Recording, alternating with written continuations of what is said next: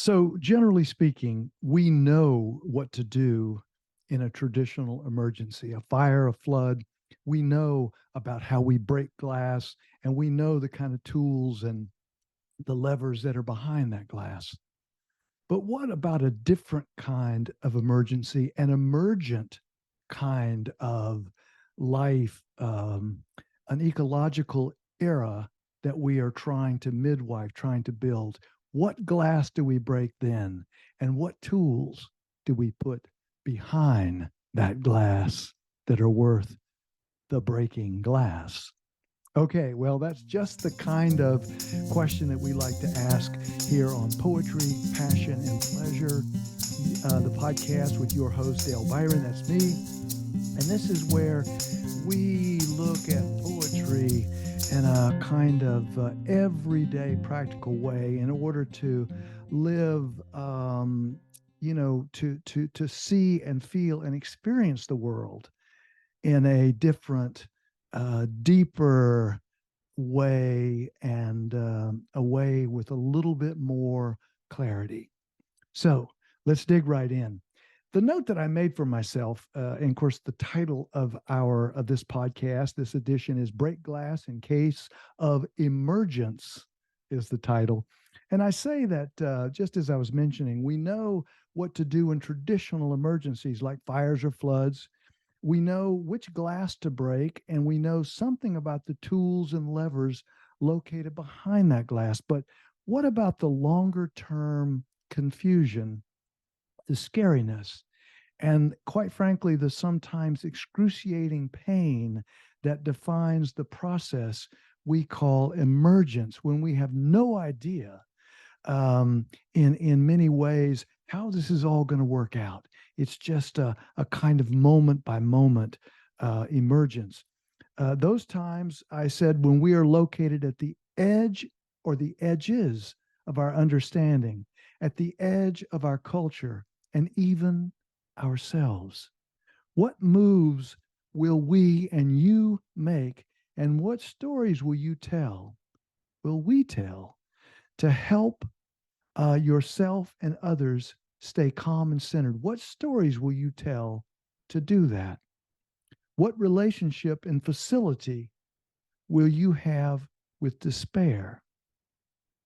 And what kinds of truth and fire tempered hope will even be possible? We've talked a lot on this podcast about what a fire tested hope looks like. It's not denial. It's not hopium, which a term for hope that is based in some kind of fantasy land. But it is being able to accept the truth, the facts as best we know them, and still be able to put one foot in front of another. The poet Wendell Berry says to have considered all the facts and still to be in a joyful state. I say, what kinds of fire and truth tempered hope will even be possible? What will your emergent fire extinguisher contain? That's our question. So let's just jump right in. I have picked a handful of poems, which I believe when we talk about what kind of stories do we need to tell ourselves, what kind of stories do we need to tell others in this emergent reality, again, where the facts on the ground are as dire as they can be. And yet we know that we have to engage, and we know that there's a way in which we just know this, that in an emergency or in a deep emergent period, the more that we can be centered and calm, the more that our actions can be more wise, more well chosen. So let's start with a story and a poem by Rumi, and this is a translation by Coleman Barks, who's an amazing human being, amazing translator. This being human is a guest house. Very famous poem by Rumi. Goes like this. Every morning a new arrival. Every morning a new arrival. A joy, a depression, a meanness. Some momentary awareness comes as an unexpected visitor. Welcome and entertain them all, even if they are a crowd of sorrows, even if they are a crowd of sorrows who violently sweep your house empty of its furniture. Still treat each guest honorably. He may be clearing you out. He may be clearing you out. She may be clearing you out for some new delight. The dark thought, the shame, the malice, meet them at the door laughing and invite them in.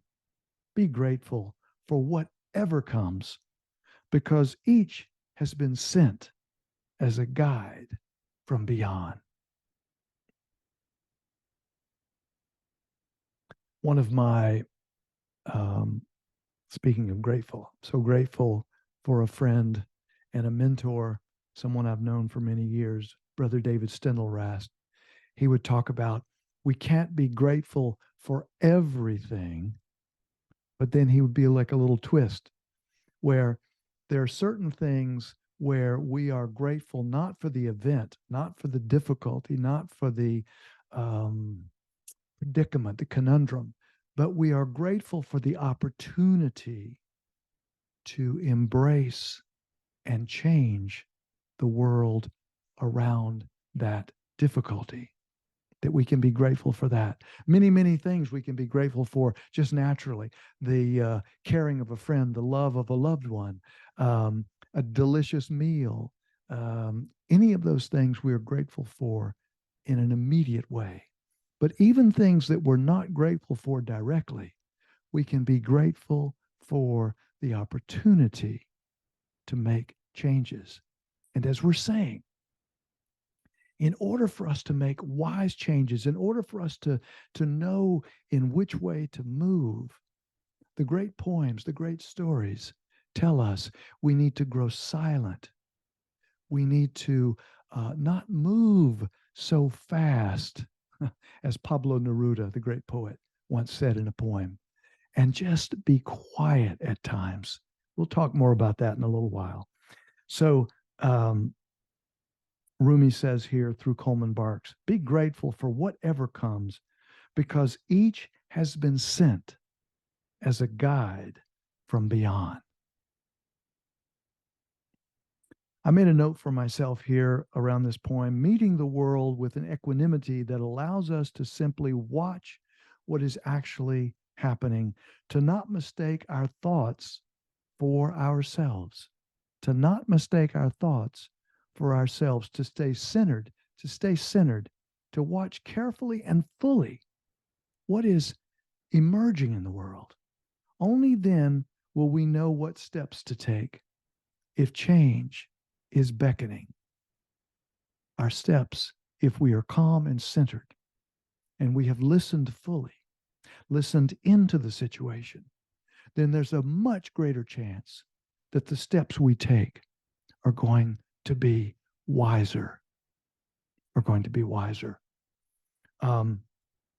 Someone said recently, we've had scores of climate change meetings, but very little has happened to change the situation. If anything, it has gotten worse. And so this business of equanimity, how do we stay centered? This was the great project. I studied Aikido, as I've mentioned on this podcast a number of times. I studied Aikido for many years. And the project was in some ways as simple as this: to stay centered and calm in the middle of a maelstrom, so that what you were able to do, the technique you were able to do, would actually improve the situation, such that the aggression was contained, such that the aggression did not happen. No one got hurt, not the aggressor and not the person being attacked. So let's keep going. Remember, what we're saying here is we're saying, what kinds of stories? How are we going to pickle ourselves? I love that silly metaphor. How are we going to pickle ourselves? How are we going to go upstream on ourselves and kind of soak ourselves in stories that enliven, that give us a fresh perspective, that surprise us, and allow us to act skillfully even in the most difficult times. Even in the most difficult times.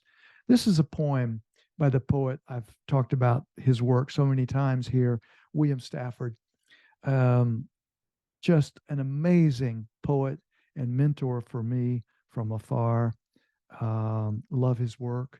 And I've actually gotten to know over the years his son, Kim Stafford, who's an amazing writer, poet, teacher himself in his own right. Just amazing. But this is a William Stafford poem. Um, and I wanted to bring it today to this episode. The title is called At the Unnational Monument. At the Unnational Monument along the Canadian border. Goes like this, very short poem. This is the field, this is the field where the battle did not happen, where the unknown soldier did not die. This is the field where grass joined hands, where no monument stands, and the only heroic thing is the sky. Birds fly here without any sound, unfolding their wings across the open. No people killed or were killed on this ground. Hallowed by neglect, hallowed by neglect, and an air so tame that people celebrated by forgetting its name.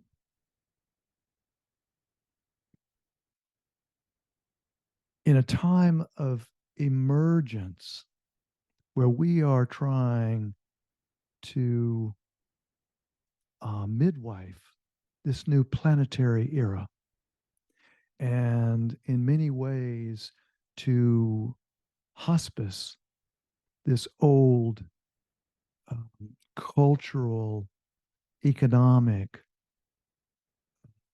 system,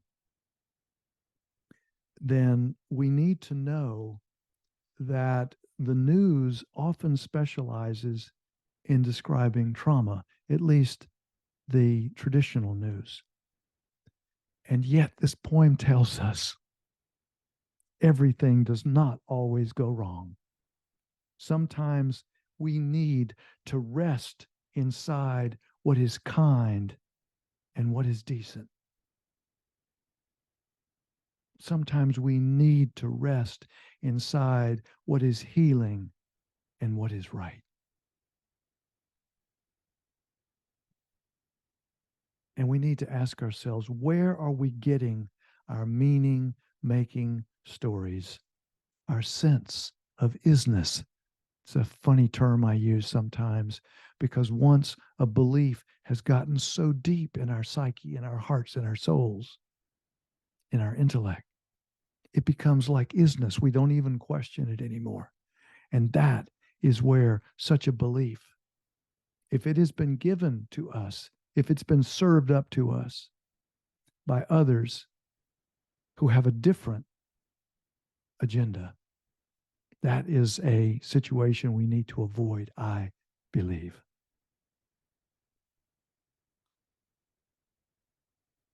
This is the field where the battle did not happen, where the unknown soldier did not die. This is the field where grass joined hands, where no monument stands, and the only heroic thing is the sky.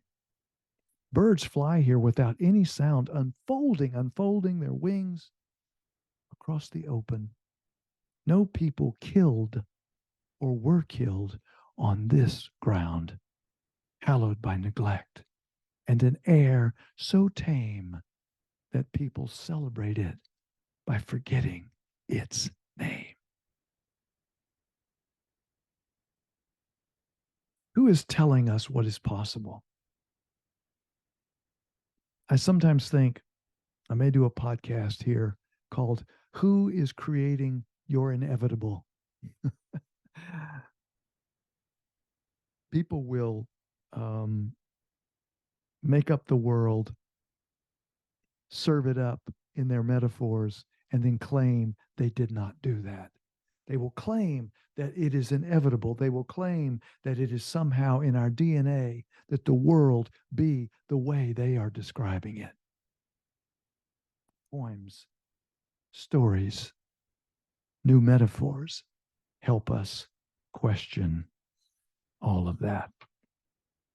Now, I feel like I need on a sort of a similar theme while we're talking. Remember, we're talking about as this emergence happens, this emergence, this we're trying to midwife this new planetary era and hospice with respect. This old way, this economic way, this economics that does not consider the natural world, has no, as they say, metrics for the natural world. How can that be skillful? How can it be skillful? It's not. So it has to go. It has to go. Um, and so I wanted to bring one more William Stafford poem to this particular edition of the podcast. And I think I've actually done it here before. I love this poem and have loved it for many, many years. I once did a one person show on the life of William Stafford, and this was one of the poems I did. It's called A Ritual to Read to Each Other. And I think it belongs in behind that glass, break this glass in times of emergence. I think this one is a tool, it's a lever that goes behind that glass. Because when we break that glass, we want something underneath it that is worthy and worthwhile and will actually be helpful. A Ritual to Read to Each Other by William Stafford. If you don't know the kind of person I am, if you don't know the kind of person I am, and I don't know the kind of person that you are, then a pattern that others made may prevail in the world, and following the wrong God home, we may miss our star. There's so much in that one stanza. Let me do it one more time.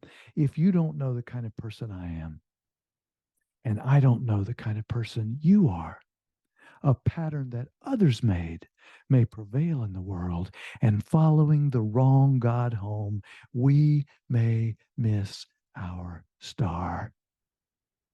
This is the classic technique of the demagogue to set people against one another.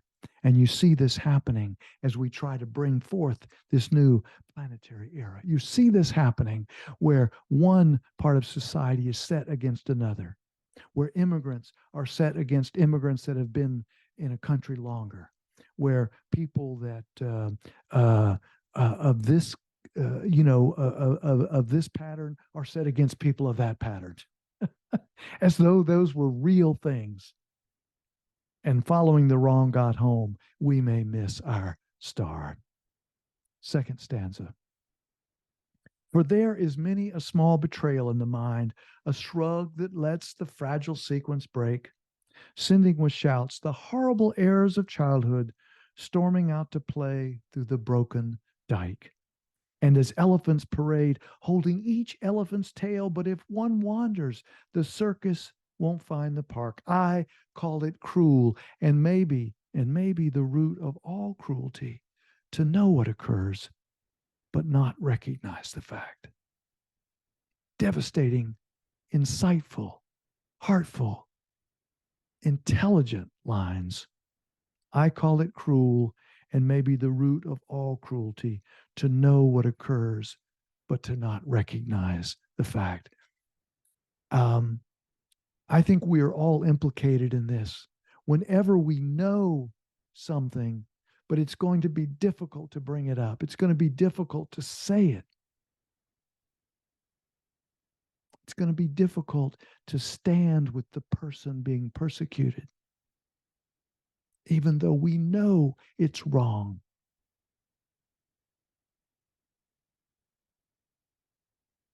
And I assure myself, and I assure, I think, everyone, that as we move to this new emergence, these changes are so large and difficult that there will be people trying to set people against one another, and there will be people um, to know what occurs. It will be so important, if we know what occurs, to recognize the fact and to speak it.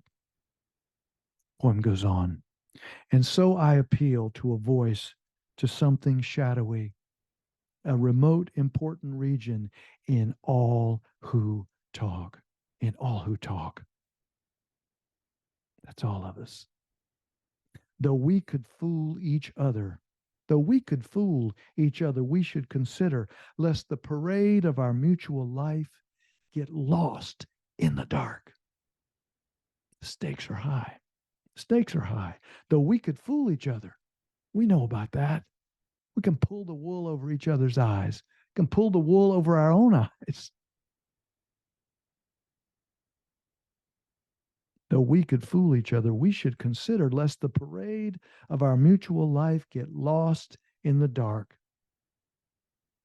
Last paragraph. For it is important, stanza. For it is important that awake people be awake, be awake. For it is important that awake people be awake, or a breaking line may discourage them back to sleep. The signals we give, yes or no, or maybe, should be clear. The darkness around us is deep. That last stanza. For it is important that awake people be awake. This is the point that we keep making for each of us. For it is important that awake people be awake, or a breaking line may discourage them back to sleep. The signals we give, yes or no, or maybe, should be clear, should be clear. The darkness around us is deep.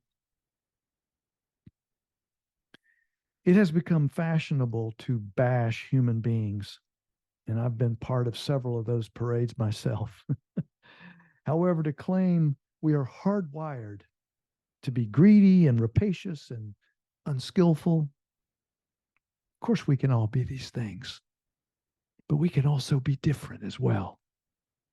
And I think that when we just make these blanket statements, oh yeah, what's happening is because human beings are just flawed, and there's just, it's built into our DNA. Well, a lot of things are built into our DNA, and yet we are cultural beings. And if we decide as a culture to begin to march toward this more ecological era, this ecological planet, then we can do so. It has been shown that when cultures move, cultures can move. So it takes us off the hook, I think, to just make these blanket statements. What I do believe, and what I think there's great evidence for, is that we are not separate,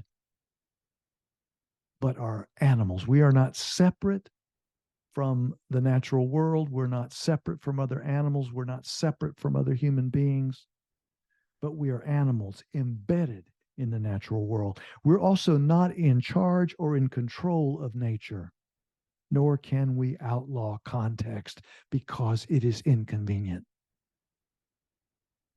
This is a time when we have tried to ignore context, which is another way of saying ignore the natural world, ignore the place that we are in, the embedded state. Someone said, I heard someone in an interview recently say, when I eat an apple, when does that apple become me?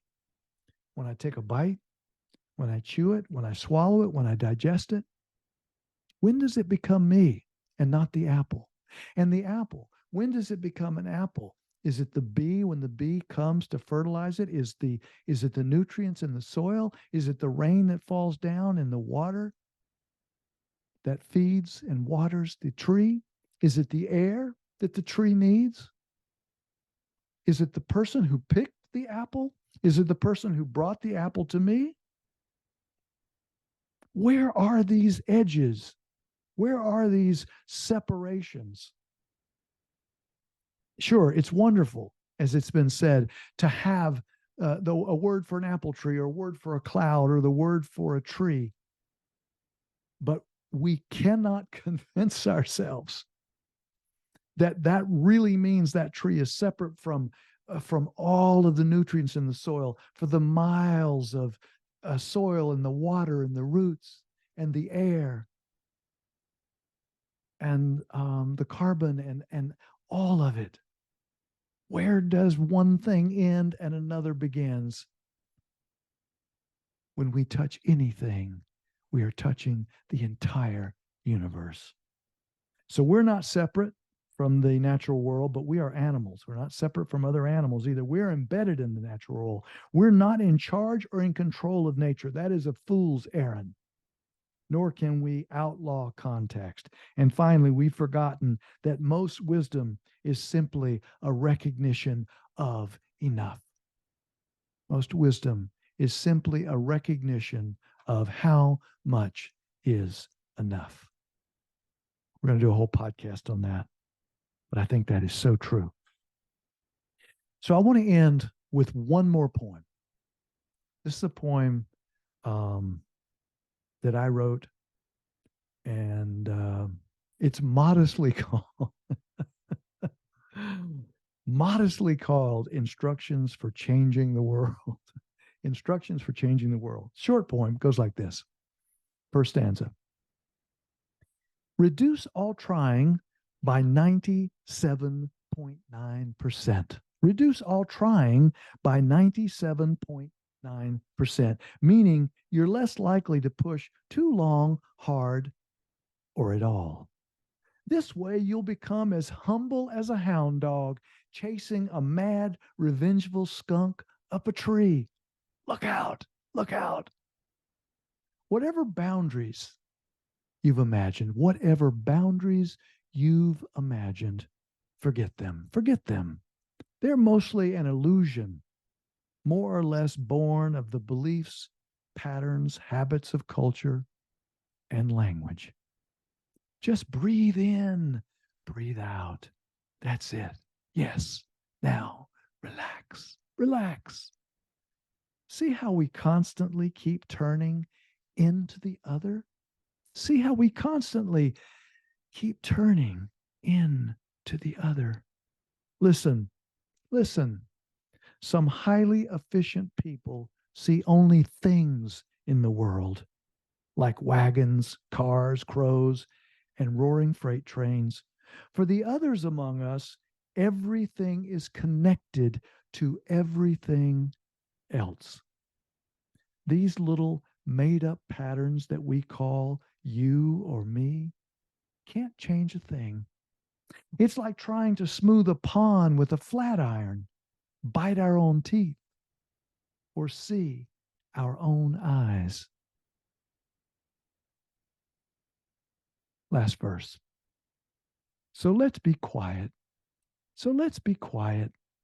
Watch closely. Invoke a universe. Let things alone. Just let things alone for a time. Underneath everything, there is a constantly changing verb.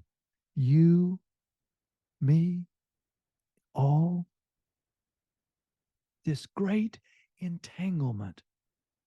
I know, I know you wanted to be a solid, safe noun. But please notice this. But please notice this. How when each of us shimmers even a little, how when each of us shimmers even a little, there is nothing in this whole boundary free world that does not shine.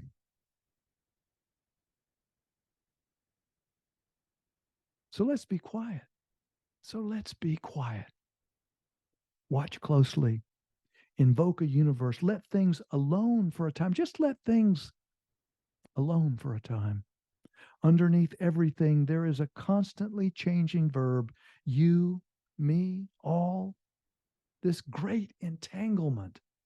I know you wanted to be a solid, safe noun, but please notice this, how when each of us shimmers, even a little, there's nothing in this whole boundary-free world that does not shine,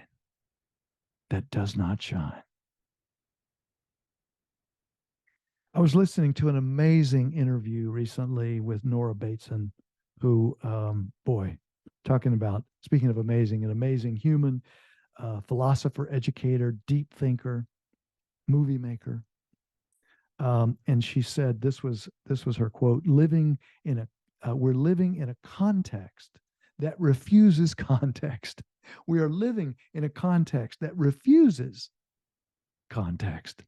This is one of our great challenges that we must now overcome, because we cannot live without honoring context in wise ways, which also means honoring how much is enough. I made the statement here: the linear, context-free, engineering, reductionist, strategic, universal truths way of thinking has delivered many things, but now this paradigm is turning on itself and is imploding and will kill us unless we shift and evolve and emerge in the great emergence. We need to return, I said, to a context-rich, systemic, ecological way of seeing and being that understands the wisdom, again, that understands the wisdom of enough. I was also thinking in this context of a friend and mentor, Robert Gilman, at the Context Institute. The team there is working on many of these same challenges to bring about this new planetary era. Amazing work. And so we need to return to a context-rich, systemic, understanding systems, in other words, ecological way of seeing and being that understands the wisdom of enough. So I've served up a few ideas for what might be under that glass that we break, not for a traditional emergency, but for this emergent ecological planetary civilization that so many are trying to midwife. So many are trying to bring into focus, even with all the confusion and difficulty which is surrounding it, which is the scary part, of course. And so we must no longer refuse our context. That's another deep truth, I think. Okay. Well, that's, I think, is enough for this episode. And that is a wrap, as I like to say. And that, as I also like to say, thank you so much for your listening ear. If you know someone that you think might appreciate this podcast, if you have a poem yourself that you think belongs behind that glass, break glass in emergent, in situations of emergence, then let us know about it. Write me and let me know about the poem. I'd love to know about it. I've just given us a little taste of some that possibly could go in that behind the glass. So again, thank you for your listening ear. And that is a wrap. And until next time and next poems, as I always also like to say, please take good care of yourself.